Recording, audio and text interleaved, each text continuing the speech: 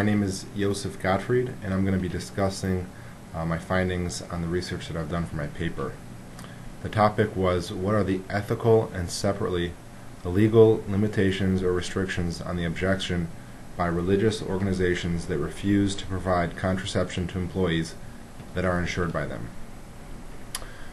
The background to this, to the research really begins recently when President Obama instituted a final rule that obligates all employers to provide contraceptive services to their employees that are insured by them. And this really affects specifically religious organizations. Religious organizations are really the only employers that are affected by this, because a lot of them don't believe in contraception as a form of medicine. So after this rule was instituted, President Obama and the Obama administration got a lot of I would say, harsh feedback from whether that be religious churches or hospitals, and it was pretty serious. Following all of that backlash from the religious institutions, after Obama instituted this new rule obligating them to insure all their employees with contraceptive services, he amended that rule and came to a compromise. Now, the compromise basically shifts the obligation for the contraceptive services to be covered by the insurance companies. So the religious institutions will provide health insurance, but the coverage for the contraceptive services would be covered by the insurance companies, and they're going to have to foot the bill. Now, there's pros and cons to both having the insurance company cover it, as well as having the religious institutions be obligated to pay for it. Now, some of the pros for having the, or I would say the proponents of having the contraceptive services that are against the compromise are themselves religious institutions. They say that the legal ramifications in forcing themselves to provide something that goes against their belief is infringing on the First Amendment, their First Amendment right to free exercise of religion. One of the main problems with that is that once you draw the line of where the insurance is in force, you would then insurance companies or insurance or institutions, for example hospitals, could say that they don't want to cover something else.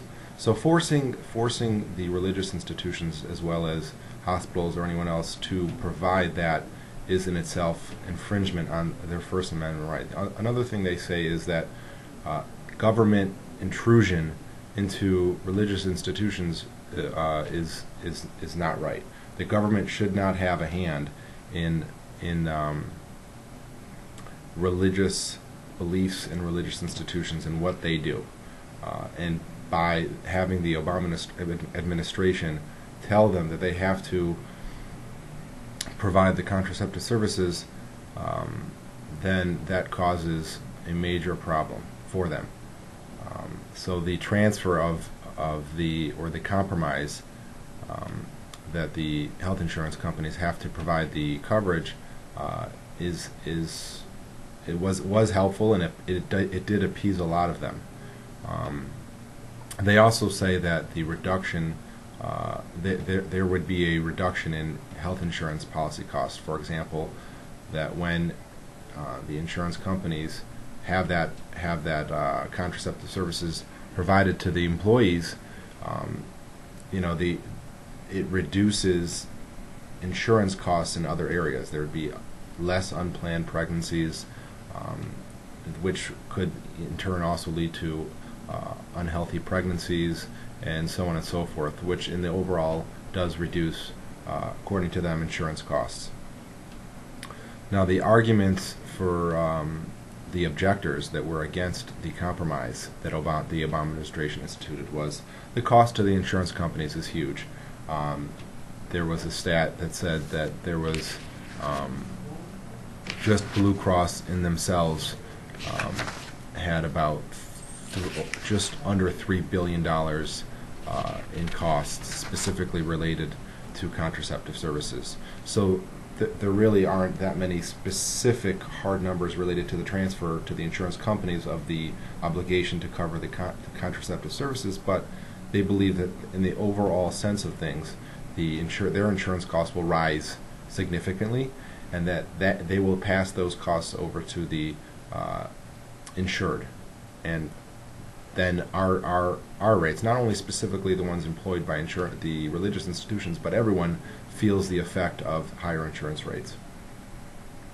Moving further on down the outline in the handout, there are many different ethical and legal ramifications. I mentioned infringement on the First Amendment, but there's also a question of separation of church and state. Really, where is the line? Where's the line drawn of where the government has right to infringe on an individual and a specific religious organization's belief? For example, a religious organization that preaches not using contraceptive services, if they're forced to provide that to their employees, well, that goes against everything that they believe in. So having the government intrude on this is a basic infringement on their religious beliefs. But the bottom line question with regards to this topic is, when we're talking about an individual and contraceptive services and providing the services to them, the question really is this a individual belief or is this a religious belief? And it goes into, it pertains to, if an individual is not religious, even though they work for a religious institution, should they have that contraceptive services, even though it doesn't go well with that religious institution that they are employed with? Just because the religious institution does not believe in that, the individual might believe in it, might want that service, might want that in their insurance coverage, and that would be withheld from them had it not been for something like this. And that really is the basis for this topic and for the research that I did. And my personal belief is that it really is a very, very tricky topic, and something that cannot just be handled in one final rule or compromise, and it really needs to be looked at from all angles. Thank you very much.